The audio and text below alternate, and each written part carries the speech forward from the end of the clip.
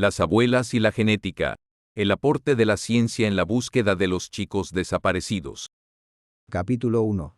La noticia. Este capítulo relata el descubrimiento de las abuelas de Plaza de Mayo sobre el potencial de la genética para identificar a sus nietos desaparecidos. A través de un artículo periodístico que mencionaba la prueba de paternidad con análisis de sangre, las abuelas vislumbraron una nueva vía científica que les permitiría encontrar pruebas concretas de los lazos familiares, abandonando su anterior método basado solo en la observación de rasgos físicos. Capítulo 2. La genética en pocas palabras. Este capítulo proporciona una visión general de la evolución de la genética desde los descubrimientos de Gregor Mendel en el siglo XIX hasta el avance científico de Watson y Crick en 1953. Con el descubrimiento de la estructura del ADN. Estos descubrimientos sentaron las bases para el uso de la genética en la identificación de personas, lo cual fue crucial para la búsqueda de los nietos desaparecidos por las abuelas de Plaza de Mayo. Capítulo 3. Peregrinaje por el mundo. Este capítulo describe el recorrido internacional de las abuelas de Plaza de Mayo en busca de respuestas científicas para poder identificar a sus nietos desaparecidos. En cada país que visitaron, plantearon una pregunta fundamental: ¿existe un elemento constitutivo de la sangre que solo aparece en personas pertenecientes a la misma familia? A pesar de que no encontraron respuestas inmediatas, este peregrinaje sensibilizó a la comunidad científica internacional, abriendo el camino para el desarrollo de técnicas genéticas que más tarde serían cruciales en la identificación de los niños apropiados durante la dictadura argentina. Capítulo 4. Encuentro en Nueva York. Las abuelas de Plaza de Mayo viajaron a Nueva York, por cuestiones de la ONU y en busca de métodos para identificar a los niños desaparecidos durante la dictadura en Argentina. Visitaron un estudio de arte, donde se les mostró una máquina que proyectaba el envejecimiento de rostros, pero la descartaron por ser poco útil y costosa. Se reunieron con Víctor Penchazade, un genetista argentino exiliado, quien les explicó que era posible establecer parentescos a través de estudios genéticos, aunque con limitaciones cuando faltaban los padres. Junto a científicos como Fred Allen y Cristian Orrego, se desarrollaron métodos para identificar la abuelidad mediante análisis de histocompatibilidad y marcadores genéticos. Aunque no existían pruebas de ADN en ese momento, se utilizaban antígenos y análisis de sangre, aunque eran menos precisos que los actuales. Este trabajo avanzó en colaboración con organismos internacionales, y con la llegada de la democracia en 1983, se profundizó la investigación genética en este campo. Capítulo 5. El caso de Paula Eva Logares. El caso de Paula Eva Logares marcó un hito en la lucha de las abuelas. Paula fue secuestrada junto a sus padres en 1978 y criada por un policía bajo una identidad falsa. Tras la restauración de la democracia, las abuelas lograron una orden judicial para realizarle un análisis de sangre. Las muestras, comparadas con las de sus familiares, demostraron que Paula pertenecía a la familia Logares Greenspan. Aunque los apropiadores intentaron impedir su restitución, la Corte Suprema falló a favor de las abuelas. Cuando Paula llegó a casa de su abuela, reconoció su habitación y preguntó por su osito de peluche. Este caso no solo devolvió a Paula a su verdadera familia, sino que sentó un precedente para el uso de la genética en la búsqueda de identidad. Además, motivó la creación del Banco Nacional de Datos Genéticos, una herramienta fundamental para futuras restituciones.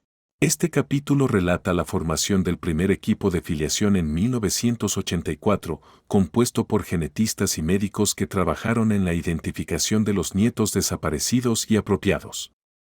Este equipo incluyó la colaboración de médicos y científicos que trabajaron en la recolección de árboles genealógicos y en la implementación de técnicas genéticas. Las pruebas de filiación se realizaban principalmente a través de análisis de sangre y otros marcadores genéticos disponibles en ese momento. Este equipo fue fundamental para desarrollar y aplicar técnicas de análisis genético que, en conjunto con la información genealógica, permitieron avanzar en la restitución de identidades. Capítulo 7. El papel de la ciencia forense. Este capítulo describe cómo la ciencia forense comenzó a jugar un papel crucial en la identificación de las víctimas del terrorismo de Estado en Argentina. A través de la intervención de expertos como Clyde Snow, se lograron avances significativos en la exhumación e identificación de restos, como en el caso de la familia Lanuskou. El equipo argentino de antropología forense, con el apoyo de las abuelas de Plaza de Mayo, comenzó a utilizar la ciencia forense para recuperar la identidad de los desaparecidos.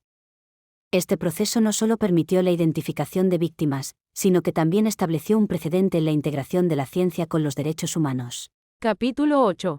Creación del Banco Nacional de Datos Genéticos. El Banco Nacional de Datos Genéticos fue creado en Argentina tras la dictadura para ayudar a las abuelas de Plaza de Mayo a encontrar a los nietos desaparecidos durante el régimen militar. Este banco, que utiliza análisis genéticos, se convirtió en una herramienta fundamental para restituir la identidad a los niños apropiados. Sin embargo, su funcionamiento no estuvo exento de dificultades, como la falta de recursos y la complejidad de los procesos judiciales.